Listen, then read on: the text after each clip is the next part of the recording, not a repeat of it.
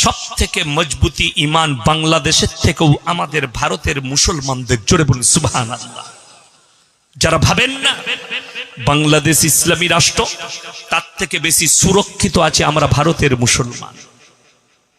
ভারতের মুসলমান আমরা অন্যায়ের প্রতিবাদ করতে পাই না? পাই না? অন্যায়ের প্রতিবাদ করতে পাই। প্রধানমন্ত্রী অন্যায় করলে তার বিরুদ্ধে বলার আমাদের ক্ষমতা আছে। আমরা গণতন্ত্র দেশে বাস করছি। আমাদের মুখ্যমন্ত্রী অন্যায় কথা বললে আমরা ছেড়ে কথা বলি না, তো আমরা প্রতিবাদ করতে পাই। আমাকে আজ পর্যন্ত কেউ কথা বলেনি, কিন্তু আপনাকে দেখিয়ে দেবো বাংলাদেশের জলসাগুলোয় বড় বড় আলেম দিকে স্টেজের উপরে এমএলএ এমপিরা তাদের কলার ধরে নামায়, প্রতিবাদ করে, নেতারা এসে মারে। কিন্তু আমি চ্যালেঞ্জ ছুড়ে বলছি, আমি 2 ঘন্টা কথা বলবো, আমাদের দেশের কোন নেতার আর এমএলএর ক্ষমতা হবে না আমার কলার ধরি তার পিঠের চামড়াটা এখানে উঠে যাবে, ঠিক কিনা? সে আর বাড়ি যেতে পারবে না। শুধু তাই নয়, কোন প্রশাসন বাবুরু ক্ষমতা নেই, বিনা প্রুফে আমাকে অ্যারেস্ট করবে এবং মজমা শেষ করার আগে অ্যারেস্ট করবে। বাংলাদেশে স্টেজ থেকে ঘাত ধরে নামিয়ে দিয়ে যাওয়া হয় আলেমকে। আমি এটাও বলি, আমাদের দেশের পুলিশ বাংলাদেশের মুসলমান পুলিশদের থেকে অনেক ভালো, অনেক ভালো। বলে দিই, আমার একটা 2 বছর আগে ভাষার মিসস্ট্যান্ডিং হয়েছিল বায়ানের মধ্যে। 2 ঘন্টা 3 ঘন্টা কথা বলি, হতেই পারে একটা রং কথা আমার মুখ দিয়ে বেরিয়ে গেছিল, সেটা ইউটিউবে চলে গেছে। তো সিবিআই এর রেডারে গেছে নজরে, আমার কাছে ফোন এসছে, কি বুঝলেন, কলার ধরে নিয়ে, এটা যদি বাংলাদেশ হতো না আমার কলার ধরে ডেকে নিয়ে যেত। আমার থানার বড়বাবু সম্মানের সঙ্গে ফোন করলে, স্যার আপনি একবার দেখা করুন, থানায় আসুন। তিনার অফিসে ডাকলেন, চা খাওয়ালেন। স্যার আপনার এটা বহুত বড় মিস্টেক হয়েছে ভাষার, এটা কওমের কাছে খারাপ মেসেজ যাবে, ক্ষতি হবে দুটো সমাজেরই। আমি বললাম স্যার এটা বহুত বড় মিস্টেক, আমি ইউটিউবারকে ফোন করলাম, সঙ্গে সঙ্গে ডিলিট করো, এটাকে মিটাও। মিটিয়ে দিয়েছি, কিন্তু সসম্মানে বললে স্যার আপনি চলে যেতে পারেন। কোনো কথা না, এটা বাংলাদেশ। বাংলাদেশের ওই মুসলমান অফিসারগুলো আলেমদের উপরে টর্চার করছে জেলের কুঠরিতে ভরে। হাসিনা নিজে চলে না, হাসিনাকে পরিচালনা করছে কেউ, আমি নাম লুব না তার। হাসিনাকে পরিচালনা করছে একজন বেঈমান নেমোখারা। ওই জন্য আমি তার দোষ দেব না, যেহেতু তার দোষের কিছু নেই। হাসিনা নিজে তার শরীরে ইহুদি নাসারাদের রক্ত ছুটছে। আপনারা এটা মনে ভাববেন না, কেউ কি যদি হজের ময়দানে দেখতে পান কোনো বেঈমানকে দিয়ে আপনি মনে করলে নিয়ে মমিন হয়ে গেছে, কখনো ভাববেন না। বুঝতে পেরেছেন না পারেননি আমার কথাটা? কিছুদিন আগে দেখলাম অনেক ছেলেরা শেয়ার করেছে, শাহরুখ খান নাকি উমরা করতে গেছে, ফটো ছেড়েছে অনেক ছেলেরা। আমাকে একজন হোয়াটসঅ্যাপে পাঠিয়েছে, তারই ভক্ত বুঝতে পারলাম। পরবর্তীতে সে আমি দুটো কথা বলার কারণে ডিলিট করে দিয়েছি। ফটো পাঠিয়েছে, দেখো তুমি আর বিরুদ্ধে বলো এই মুসলমান নয়, উমরা করতে গেছে। আমি বলবো এর নাম সেলফি হাজি। কি হাজি বললাম? সেলফি হাজি। এখন তো বেশিরভাগ সেলফি হাজি আছে, ভালো হাজি খুব কম।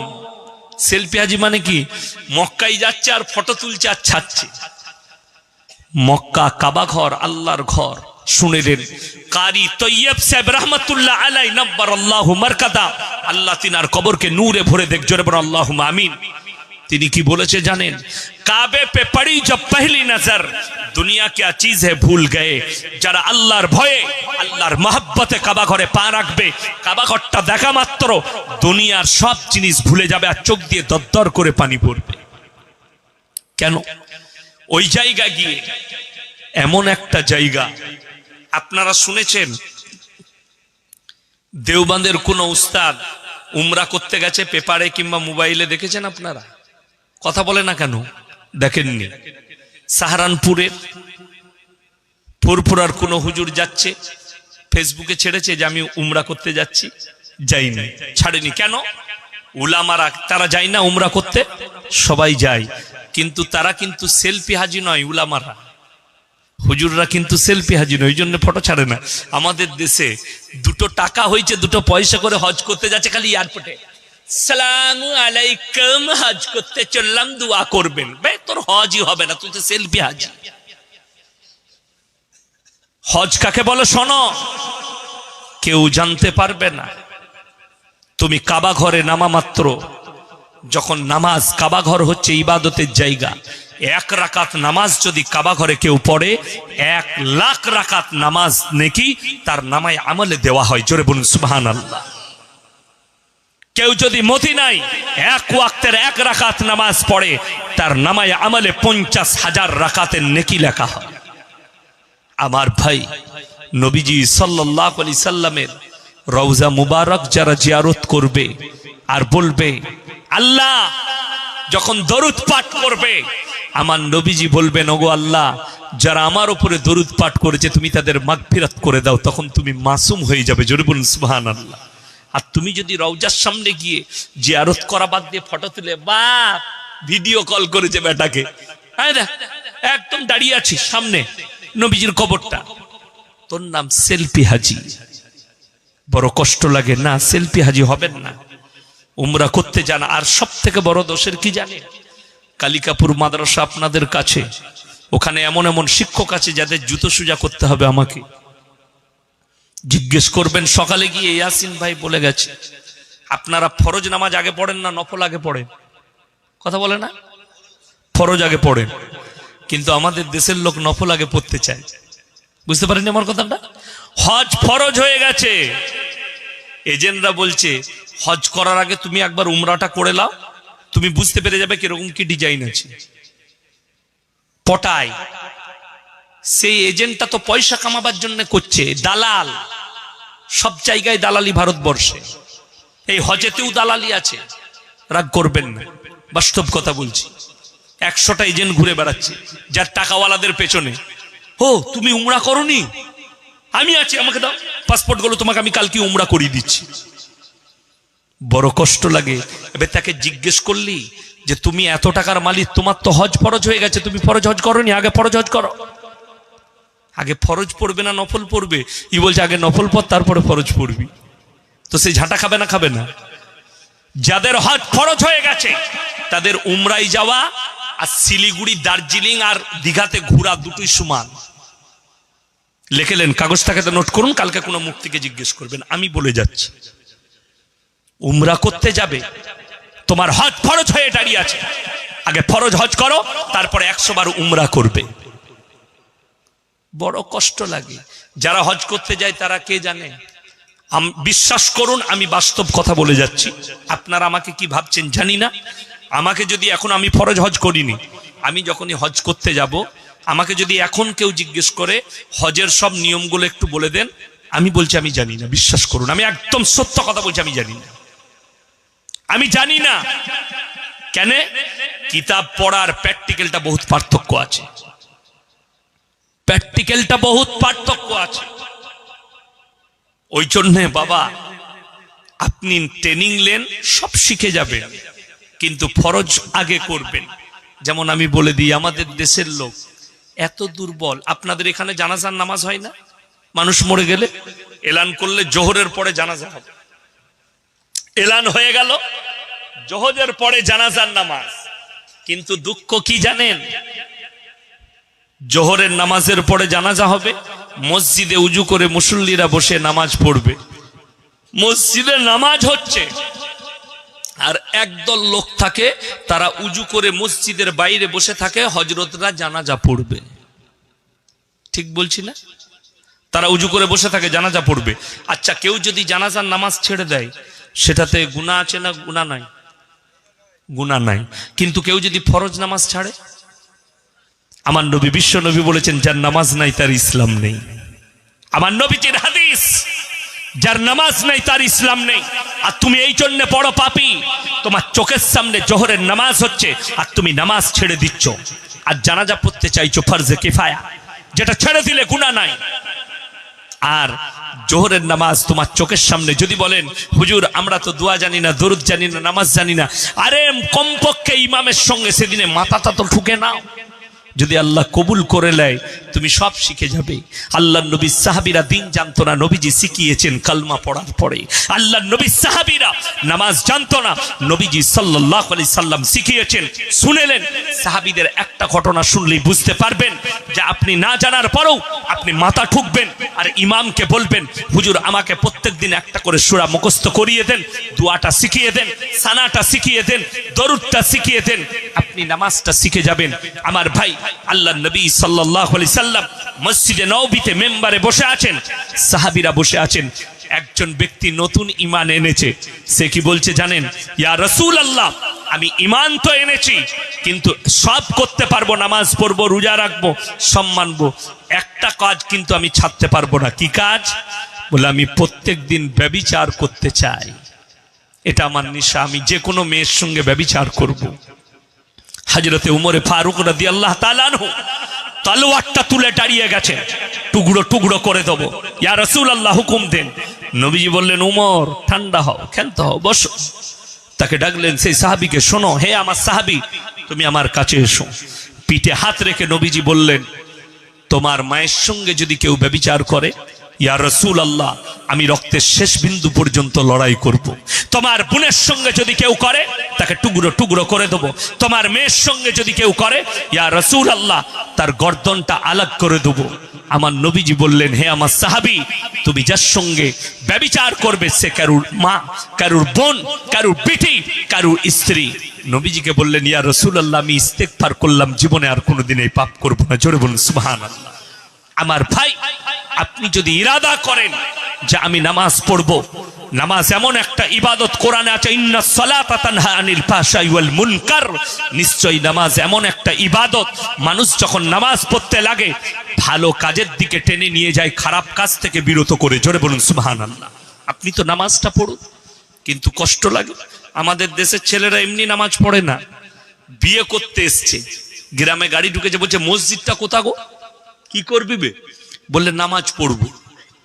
লোকরা বললে কি পরেশগার জামাইবে, 2 রাকাত নামাজ পড়লো মসজিদে ঢুকে, বিয়ের প্যান্ডেলে চলে গেল, পাড়ায় আউট হয়ে গেল, দারুণ পরেশগার নামাজ, 2 রাকাত নফল নামাজ পড়লো, এত দিনদার। তারপরে যখন জোহরের নামাজ হচ্ছে, ইহারামখোর গাছতলায় সিগারেট টানছে, বলে হবে আর নামাজ পড়বি না? না, 2 রাকাত পড়লাম তো, আবার কি আর হয়ে গেছে, যা। আপনি বলুন, ওই নফলটা নিয়ে কি করবেন? ঠিক না? বাস্তব কথা বলে যাচ্ছি। আমাদের দেশে আপনি দেখতে পাবেন শবে বারাত কার জন্যে? যারা 365 দিন 5 ওয়াক্তের নামাজ পড়ে, তার জন্যে শবে বারাত, তার জন্যে শবে কদর।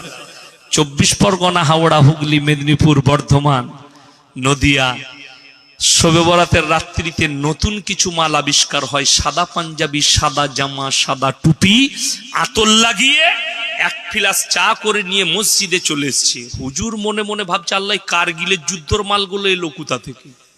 জীবনে তো মসজিদ আসে না। বলে, হুজুর আজকে ফাটিয়ে দেবো, সারা রাত নামাজ পড়বো। তারপরের দিন ফজর পড়েছে, জোহর থেকে আউট অফ সার্ভিস, মালগুলো নাই। আপনারা বলুন, এরা আমার আল্লাহর কাছে জায়গা পাবে? না। তোরা হচ্ছে শবে বরাতের নামাজি। শবে বরাতের নামাজটা ফরজ না নফল? কথা বলে না? নফল। পড়লে দারুণ নেকি আছে, কেউ যদি না পড়ে পাপ আছে। একজন বলুন গুনাহ আছে? কথা বলুন, গুনাহ আছে? নাই। পড়লে নেকি, রোজা রাখলে দারুণ নেকি। কিন্তু কেউ যদি শরীরের জন্য কোনো কারণে না রাখতে পারে, কোনো গুনাহ নাই। এখন তো অনেক ছেলে লোকের বউকে নিয়ে পালিয়ে এসে ঘর করছে, ঠিক বলছি না? আপনাকে কলকাতায় 24 পরগনায় প্রমাণ দেবো। লোকের বউকে নিয়ে পালিয়ে এসে ঘর করছে, তাকে তার প্রথম স্বামী তালাকও দেয়নি, তাকে নিয়ে ঘর করছো। তুমি মৌলবীকে জিজ্ঞেস করেছো?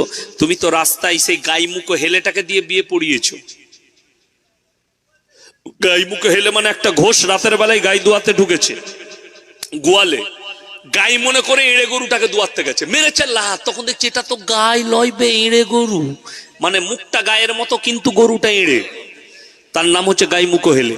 তো মৌলবি গোছের অনেক মৌলবি বেরিয়ে গেছে, আমাদের মতো দাড়ি রেখেছে, লম্বা জামা পরছে, কিন্তু মালের ভাঁড়ে কিছুই নাই, ওই দু একটা দোয়া দরুদ শিখে বিয়ে পড়িয়ে খাচ্ছে। 2 নম্বরই বিয়েগুলো পড়িয়ে দেয় রাস্তাঘাটে, যেখানে বিয়ে পড়বেন, পার্কে বিয়ে পড়িয়ে দিচ্ছে, লোকের বউকে নিয়ে পালিয়ে এসছে বিয়ে পড়িয়ে দিচ্ছে, তাকে জিজ্ঞেসও করলো না এই মেয়েটাকে। আমাকে যেমন রাতের বেলায় একদিন হঠাৎ করে, আমি বাড়িতে ছিলাম তখন, জলসা নাই, সিজন নয়, বর্ষার সিজন, আমার রাতের বেলা আমার দরজায় কড়া দিয়েছে, ইয়াসিন ভাই উঠো, কি হয়েছে রে? হুজুর একটা বিয়ে পড়াতে হবে, চলো গাড়ি নিয়ে এসছি। আমি বলে এত রাতে বিয়ে কি বে? বললে না একটা বিয়ে পড়াতে হবে। কি ব্যাপার? আমার ভাই না পালিয়েছে, একটা মেয়েকে নিয়ে পালিয়েছে, চ গাড়িতে চেপে গেলাম। মেয়ে আছে, আমি বলে মেয়ের বাবা কই? তারপরে বললে আসছে। আমরা আসুক। মেয়ের বাপ এলো, মা এলো। আমি বললাম তোমাদের সম্মতি কি? বলে মেয়ে যখন পালিয়ে এসছে, আরো 2-4 জন এসছিল, আমাদের ইজাজত আছে, আমাদেরও পছন্দ, ছেলের সাথে সে ঘর ভালো, আপনি পড়িয়ে দেন নিকাটা। রাতের বেলায় বিয়ে পড়ালাম, আর বললাম বাপ যত পালানো বিয়েগুলো আমাকেই দিবি, একটা ভালো বিয়ে দিলি না। কি বুঝলেন? সব এরকম বিয়ে। বড় কষ্ট লাগে, দুঃখ লাগে, কি জানেন? লোকের বউকে নিয়ে পালিয়েছে, স্বামী তালাক দেয়নি, সেই মেয়েকে নিয়ে যারা ঘর করবে, যতদিন করবে জিনা করা হবে। একটা নিষিদ্ধ পল্লীর মেয়ের সঙ্গে শুলে যে গুনাহ, ওই মেয়েটার সঙ্গে শুলে সেই পাপ হবে। যে সন্তান হবে ওটা হারাম সন্তান হবে, অবৈধ সন্তান। সমাজ বুঝে না, সমাজ মনে করে এই মৌলবীদের কাছে লুকিয়ে, আবে আল্লাহর কাছে কি করে লুকাবি ওটা ভেবেছিস? মরণের পরে আল্লাহর কাছে কি জবাব দিবি ওই কথাটা ভেবেছিস? তো কবরে যাওয়ার পরে তোর কি হবে ভেবেছিস? যে তোর একটা ইবাদত আল্লাহর বারগাহে কবুল হবে না, তো চিরজীবনের জন্য জাহান্নামের উত্তর অধিকারী হয়ে যাবি। একবারও ভেবেছিস? আমরা ভাবি না। আল্লাহ আমাদেরকে হেফাজত করুক, জোরে বলুন আল্লাহুম্মা আমিন। ওই জন্যে আমার ভাই রেডিমেড বিয়ে আরো শুনেলেন। কালকে আমি ছিলাম মালদা ডিস্ট্রিক্টে, বাকরপুর বলে একটা গ্রামে, প্রচুর শ্রোতা, কয়েক হাজার শ্রোতা। সেখানে স্টেজে বিবাহ হলো, গণবিবাহ। আমি ছিলাম, আমি স্টেজে গিয়ে বসলাম, বিয়ে চলছে। উকিল বলছে 80,000 টাকা দেলমোহরের পরিবর্তে লগদ 200 টাকা তোমার সহিত বিয়ে দিলাম। আমি সেখানে কি বললাম জানেন? জলসা শুরু করে যে 200 টাকায় বউ পাওয়া গেলে আমার পকেটে 1000 টাকা আছে, আমি মিনিমাম 4টা যখন জায়েজ আছে আমি 4টা বিয়ে করব 200 করে, 4 দুগুণে 800 টাকা লাগবে, আর 200 টাকা গাড়ি ভাড়া। বুঝতে পেরেছেন না পারেননি? 4টা বিয়ে করব আমি, 200 টাকায় বউ পাওয়া যাচ্ছে। তো কত দুর্ভাগ্যজনক কথা, কত দুর্নীতিমূলক কথা। 80,000 টাকা দেলমোহর, 200 টাকা লগদ। হ্যাঁ বে, পকেটে পয়সা নাই, তা বউ লিতে এলি কি করে? ভিক্ষা করগা। শুনেলেন হাদিস, আল্লাহ নবী সাল্লাল্লাহু, সকলে বলুন সাল্লাল্লাহু আলাইহি ওয়াসাল্লামের কাছে প্রস্তাব নিয়ে গেছে। কে জানেন বিবাহের? কে? হযরতে উসমানে গনি রাদিয়াল্লাহু তাআলা আনহু। ইয়া রাসূলুল্লাহ, আমি ফাতেমাকে বিবাহ করতে চাই। নবীজি উত্তর দিলেন, হে উসমানে গনি, তুমি ফাতেমার থেকেও ভালো বিবি পাবে, ফাতেমা তোমার থেকেও ভালো স্বামী পাবে। জোরে বলুন সুবহানাল্লাহ। নবীজি উত্তর দিলেন। আর হযরতে আলী রাদিয়াল্লাহু তাআলা আনহুকে ডেকে বললেন, আলী, তোমার সঙ্গে ফাতেমার বিবাহ দেয়া হবে, যাও তুমি দেলমোহর নিয়ে এসো। হযরতে আলীর কাছে 1 টাকাও ছিল না দেলমোহরের। কি করলেন? দেলমোহরের জন্য নিজের যুদ্ধের জামাটা নিয়ে বাজারে গেলেন বিক্রি করতে। জোরে বলুন সুবহানাল্লাহ। বিক্রি করতে এসছে। হযরতে উসমানে গনি রাদিয়াল্লাহু তাআলা আনহু দেখে বুঝতে পারলেন, ও হো, মনে হচ্ছে জানো আলীর কাছে দেলমোহরের পয়সা নাই। ও ভাই আলী, কাবাত, কি ব্যাপার? তুমি জামাটা বিক্রি করবে? জি। আমাকে দাও। কিনলেন। কত দাম? 10 দিরহাম। কিনে নিলেন, পয়সা মিটিয়ে দিলেন। হযরতে উসমানে গনিকে আল্লাহ রাদিয়াল্লাহু তাআলা আনহুকে আল্লাহ মাল দিয়েছিলেন। জোরে বলুন সুবহানাল্লাহ। কিন্তু দিলও দিয়েছিলেন, মারাত্মক দিল। উসমানে গনির কাছে বিক্রি করার পরে যখন কয়েক কদম চলে গেছেন, তখন এলা হাঁক দিলেন, হে আলী, এখানে এসো ভাই। ফিরে এলেন। কি ব্যাপার? বলে তুমি তোমার জামা বিক্রি করেছো? করে দিয়েছি ভাই। টাকা পেয়েছো? জি। বললে আমি এই জামাটা তোমাকে উপহার দিলাম, হাদিয়া করলাম। চোরে বলুন সুবহানাল্লাহ। হযরত আলী বললেন, হে উসমানে গনি, তুমি আমাকে হাদিয়া করলে। উসমানে গনি বললেন চোখের পানি ফেলিয়ে, আল্লাহর কসম আমি ভাগ্যবান, আমার এই টাকাটা আল্লাহর হাবিব সাল্লাল্লাহু আলাইহি সাল্লামের মেয়ের বিয়েতে দেলমোহর হিসাবে কাজে লাগবে, এটাতেই আমি সৌভাগ্যবান। জোরে বলুন সুবহানাল্লাহ। আমার ভাই দেলমোহর নিয়ে গেলেন, তারপরে বিয়ে দিলেন। আর 200 টাকায় বউ পাওয়া যাচ্ছে? ইসলামে এতটা নিচে নেমে গেল, ইসলাম এতটা ছোট হয়ে গেল। এই যুগে লেখে নেন, আর যুবকরা শুনে যাও, যারা বাবা আছেন মা আছেন শুনে যান, মিনিমাম 5,500 টাকা দেলমোহর লাগবে। যদি মালদার হন, কোটিপতি হন, 1 লাখ টাকা করবেন না, 5,500 করুন, লগত মিটিয়ে দেন, লগত দেন। আমাদের মতো হুজুর আমরা বিয়ে করতে গেছি, আমার বিয়ের দেলমোহর শুনবেন 5,500 টাকা নগদ। আমি দেলমোহর মিটিয়েছি। আজকের দিন পর্যন্ত আমার 2টো মেয়ে আজ পর্যন্ত আমার স্ত্রীকে ভুলেও কোনোদিন জিজ্ঞেস করেনি তুমি দেলমোহরের টাকা কি করেছিলে, কি করেছো, জিজ্ঞেস করিনি। আমার মা বাবাও জিজ্ঞেস করেনি, কোনো বউটাকেই জিজ্ঞেস করেনি। আমার আব্বা 4টা বৌমা, 4 জনকে কেউ জিজ্ঞেস করেনি যে তোমাদেরকে দেলমোহর দেওয়া হয়েছিল, লগত টাকাটা কি করেছো। আমাদের দেশে এখন নতুন ডিজাইন উঠেছে বিয়ের, দেলমোহরের ভেতরে সোনা দেয়, দেয় না? কানের রিং, হাতের বালা। আপনাদের এখানে কি আছে জানেন? আমাদের বর্তমানে দিচ্ছে, বিভিন্ন জায়গায় সোনা দিচ্ছে। বিয়ের পরে শাশুড়ি জিজ্ঞেস করছে ওই দেলমোহরের সোনাটা কই গো? সেই শাশুড়িকে যে ফেরেশতারা কি কেলানি কেলাবে তা আল্লাহ ছাড়া কেউ জানে না। দেলমোহর এমন একটা জিনিস, মহারানা এমন একটা জিনিস, সেটা স্ত্রীর হক সে দান করে দিতে পারে, সে স্বামীকে দিয়ে দিতে পারে, সে মা বাবার পেছনে খরচ করতে পারে, সে নিজের পেছনে খরচ করতে পারে। এটা সম্পর্কে জিজ্ঞেস করার অধিকার না স্বামীর আছে না তার শ্বশুর শাশুড়ির আছে। ওই টাকাটা মহারানাটা তার হক। আমাদের দেশের এই পাপগুলো হচ্ছে, আর আপনি বলছেন ইসলাম, ইসলামকে বিকৃত করে দিয়েছেন আপনারা। কেন? এই উলামা থেকে বিচ্ছিন্ন হয়ে, আর বেঈমান কাফেরদের মেহনত হচ্ছে এই সমাজকে আলেম থেকে বিচ্ছিন্ন করে দাও, হুজুরদের কাছ থেকে বিচ্ছিন্ন করে দাও, মৌলবীদের কাছ থেকে বিচ্ছিন্ন করো, যাতে এরা বিচ্ছিন্ন হওয়ার পরে এদের ইমানকে ধ্বংস করা যেন সহজ হয়ে যায়। আপনার ইমান তো সহজে ধ্বংস হচ্ছে। আপনি নতুন নতুন জিনিস আবিষ্কার করে ফেলছেন, মানুষ পাপ করছে হাদিস মনে করে। আজকে জানেন অনেকজন সুদ খায়। আমাদের মতো মৌলবীকে বাজারে দেখলে কি বলে জানেন? মৌলবীরা আসছে, সুদ বলি না, ইনটেক্স বল, ইংরেজি ভাষা বল, ওরা বুঝতে পারবে না। আমরা স্কুলে যাইনি ভেবে আল্লাহ বুঝতে পারবে কিনা সেটা ভাব, আমাদেরকে বুঝিয়ে লাভ নেই। ওই জন্য সকলকে বলছি আজ থেকে সবাই হালাল পথে চলবো। জোরে বলুন ইনশাআল্লাহ। 3টে কথার উপরে আমল করলে আল্লাহ আপনার মালে বরকত দিবে। কটা বললাম? তাড়াতাড়ি বলুন কটা? 3টে। وآت ذا القربى حقه والمسكين وابن السبيل ولا تبذر تبذيرا إن المبذرين كانوا إخوان الشياطين وكان الشيطان لربه كفورا। হে আমার বিশ্ব নবী, পৃথিবীর মানুষকে বলো, وآت ذا القربى, সবথেকে প্রথমে তোমাদের কাছের গরিবের যাদিকে মাল দিয়েছি তারা তোমরা কাছের গরিবের খেয়াল রাখবে। ওয়াল-ইয়াতামা ওয়াল-মাসাকিন, তারপরে দেখবে তোমরা এতিম আর মিসকিন কোথায় আছে। ওয়াবনাস সাবিলি ওয়ালা তুবাদদির তাবদীরা, তারপরে তোমরা খোঁজ নাও তোমার গ্রামে তোমার কাছেতে মুসাফির এলে তাদের সঙ্গে, এই 3 জনের সঙ্গে তোমরা ভালো ব্যবহার করবে। আমার আল্লাহ রাব্বুল আলামিন এই 3 জনের যারা খেয়াল রাখবে আল্লাহ তাদের মালেতে কারবারে আল্লাহ বরকত দেবে। জোরে বলুন সুবহানাল্লাহ। আজকের এই মজলিসে সবথেকে বড় মুসাফির কে বাবা? কথা বলে না? আমি। আজকে আপনি ভাবতে পারেন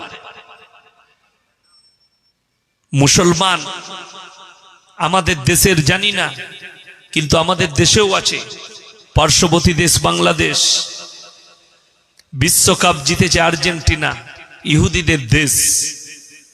জানেন আপনারা আমাদের কলকাতায় 24 পরগনায় কত মেসির সাপোর্টার আছে? মেসিকে কার ভালো লাগে? হাত তুলেন তো।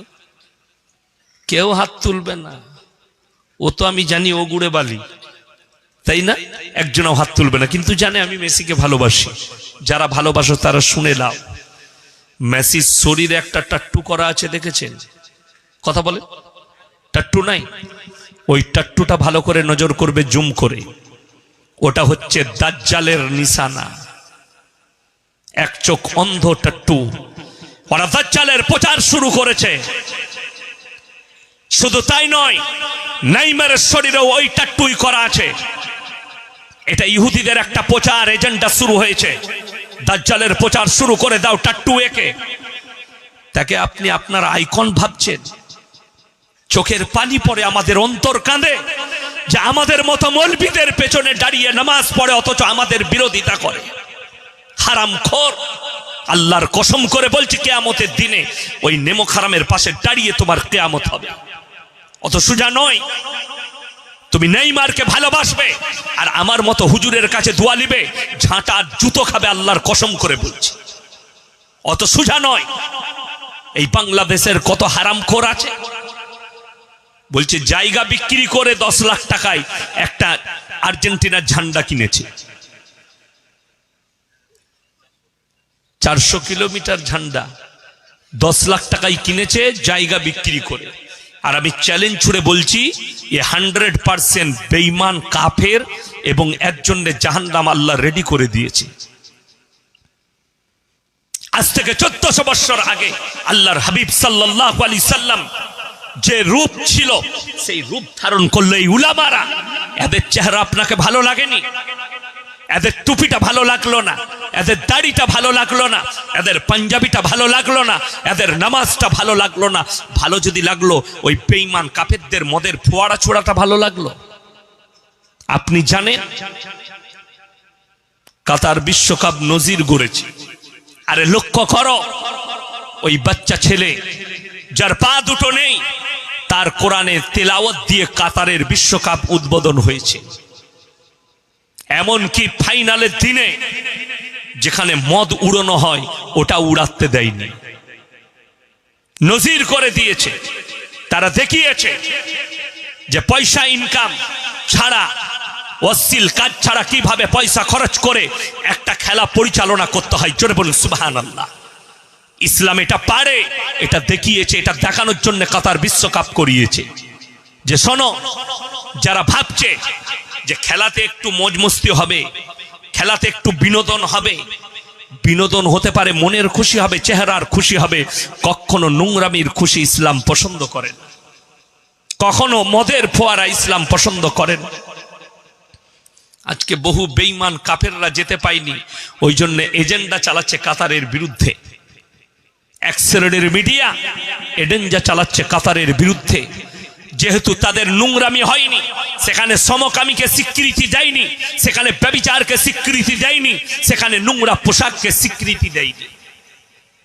শুধু তাই নয়, আমাদের দেশে ঝামেলা চলছে না কি নিয়ে? আমাদের, আমি ওকে মুসলমান ভাবি না, আপনারা ভাবতে পারেন। শাহরুখ খান না কি নাম আছে একটা আর্টিস্ট, তার একটা ফিল্ম নিয়ে ঝামেলা শুরু করেছে। আমি মোবাইলে খবরে দেখছিলাম, মিডিয়ারা চালাচ্ছে। ভগওয়া কা अपमान किया है। যে মেয়েটা ডান্স করেছে, নায়িকাটা, তাকে দেখলাম কাতারের বিশ্বকাপে, তার পোশাকটা দেখেন, তাকে ঝাঁটা মেরে তাড়িয়ে দিত যদি ওই পোশাকটা ওখানে উপরত, ঠিক কি না? সেখানে কিন্তু হাতওয়ালা পোশাক পরতে হয়েছে, শরীর পা পর্যন্ত ঢাকতে হয়েছে, তবে তাকে বিশ্বকাপের ময়দানে কাপটা নিয়ে দাঁড়াতে দিয়েছে। শুধু তাই নয় আমার ভাই, পৃথিবীর যারা সুসভ্য মানুষ আছে, জ্ঞানী মানুষ আছে, তারা অবশ্যই জানে ইসলাম ইজ দ্য গ্রেট। ইসলাম হচ্ছে পৃথিবীর একটা সেফটি ধর্ম, চারিদিক দিয়ে সেফটি দিয়েছে। ইসলাম ইজ দ্য সেফটি। অন্য কোন জায়গায় সেফটি পাবেন না। ইসলাম মদকে স্বীকৃতি দেয়নি, ইসলাম নোংরামিকে স্বীকৃতি দেয়নি, ইসলাম গাঁজাকে স্বীকৃতি দেয়নি, ইসলাম নারীদিকে বাজার ঘোরার স্বীকৃতি দেয়নি, ইসলাম মেয়েদিকে বেপর্দা স্বীকৃতি দেয়নি। কোন মৌলবি আর কোন পৃথিবীর হুজুর, একটা ইমামও বলতে পারবে না মেয়েরা বেপর্দায় ঘুরলেও অসুবিধা নাই। শুনেছেন কোন হুজুরের মুখ থেকে? যদি শোনাতে পারেন তো জুতোর মালা পরব তার। সামান্য যিনি ইমামতি করেন, সেও বলতে পারবে না যে মেয়েরা যাই বা পোশাক পরলো কেন। আল্লাহ যার মধ্যে এতটুকু ভয় দিয়েছে, আল্লাহ রবের ভয় দিয়েছে, সে কখনো চাইবে না যে পুরুষরা, যে যুবকরা একটা নোংরা পোশাক পরা মেয়েকে দেখে উদ্বুদ্ধ হও, একটা বাজারে হাফ প্যান্ট পরা মেয়েকে দেখে, বিকিনি পরা মেয়েকে দেখে যারা নিজেদের চোখকে রাঙাও যে এত সুন্দর লাগছে, তো তুমি চিন্তা করো তোমার বোনকে যদি ওই বিকিনি পরানো হয় কেমন লাগবে। তুমি সহ্য করতে পারবে না, তখন বলবে আমার বোনকে গুলি করে মেরে দেবো। তখন তুমি তোমার বোনকে মার্ডার করতে চাইবে, তোমার মন মেনে নিবে না যে আমার বোন বিকিনি পরে রাস্তায় ঘুরুক। তো তোমাকে মনেতে এটা আনতে হবে, ইসলাম যে মেয়েটাই হোক ইসলাম তাকে সম্মান দিয়েছে। আমি মুতালবা করি আর আমি এটাই রাখি যে আমাদের দেশে আমার কাছে আমার মায়ের ইজ্জত যতটা, আমার একটা হিন্দু মায়েরও ইজ্জত ততটা, আমার কাছে আমার বোনের ইজ্জত ততটা, আমার দেশের হিন্দু দলিত আদিবাসী মা বোনেরও ইজ্জত আমার কাছে ততটা। আমার ইজ্জতে শুনেলেন আমার নবী, বিশ্ব নবী, সকলে বলুন সাল্লাল্লাহু আলাইহি ওয়াসাল্লাম, নিজের মাথার পাগড়িটা খুলে হাতেম তায়ের বিটির মাথায় চাপিয়েছেন। নবী সাহাবীরা বলেছেন ইয়া রাসূলুল্লাহ, এটা মুশরিকের বিটি। আল্লাহর নবী আওয়াজ দিয়েছেন, হে আমার সাহাবীরা শোনো, আমি মেয়েদের মাথা ঢাকতে এসেছি, খুলতে আসিনি। জোরে বলুন সুবহানাল্লাহ।